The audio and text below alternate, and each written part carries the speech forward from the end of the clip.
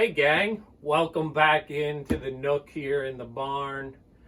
Once again, excuse the appearance and the white sheep, but trust me, it's better looking than the piles of stuff behind it. Last we talked about primer and sanding and then painting it.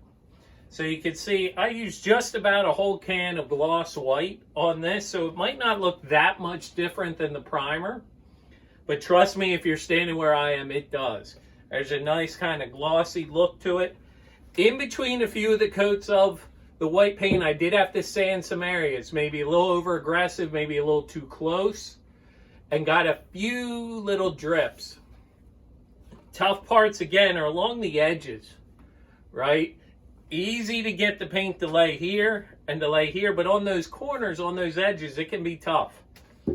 So just look out for that. But I like always challenging myself with, quote, real guitars, all right? So making a replica of Springsteen's Telecaster, for example. The Edge from U2, his Gibson Explorer, for example. Tom Morello. I've always wanted to make a Frankenstrat, easy for you to say, Eddie Van Halen style guitar. So you might say, well, what is that? Well, think of the band Van Halen and think of the white, red, and black striped guitar of the lead guitarist. I've always wanted to do that. So for a few years, I've been looking up articles and videos on how to do that. And one of the things that I remember reading over and over again was you need different widths of painter's tape in order to get the different widths of stripes. Now, you could just go to your local hardware store, home improvement store, and get a roll, and then if you had a piece of glass, use an X-Acto knife to make different widths to cut that tape. I don't know if I'm lazy or smart, you be the judge, but I went online and I was able to find a variety pack with different widths of painter's tape. To me, it was worth it. Again, is it me being lazy? Is it me being smart? I don't know.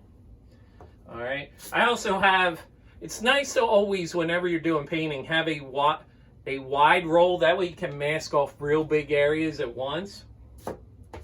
If you were just painting this a solid color, you don't need painter's tape. But say you just wanted a stripe or two. I'm a big fan of the frog tape. They have green and I believe orange. They seem to give you pretty good results. Again, whatever kind of painter's tape and spray paint you're using, read the directions because it tells you about how long to leave it on there and all that stuff, right? And if you're doing a solid color, you can ignore all that previous minute and a half of painter's tape talk and just take your time and paint it with your spray paint.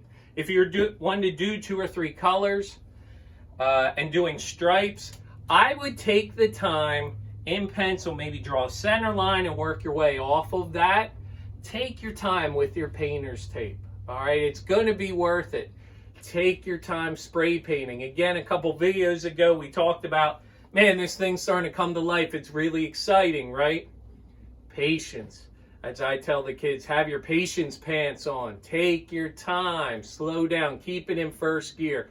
Don't go all the way up into 4th, 5th, or if you got one of those fancy cars, 6th or 7th gear. They still make cars with a stick shift? I don't know. All right, so that's what I'm going to be doing with this one. I'm doing 3 colors. I'm doing this school spirit kind of theme. So white is the base, and then it's going to have green and black stripes to it. Most of it being green, but then you'll see the white through it, and it'll then have some black to go with it.